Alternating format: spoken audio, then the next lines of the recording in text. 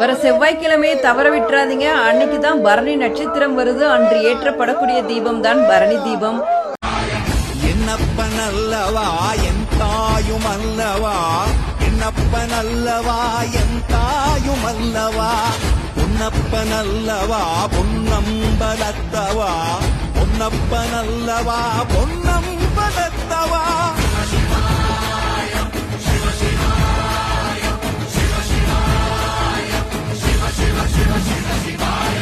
என்னப்பன் அல்லவா என் தாயும் அல்லவா, என்னப்பன் அல்லவா. ஆனா திருவண்ணாமலையில திருக்கார்த்திகை அன்னைக்கு அதிகாலையில பரணி தீபம் ஏற்றுவாங்க.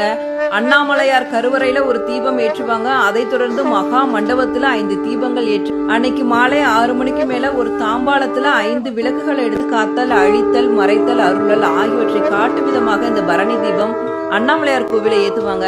அதை தொடர்ந்து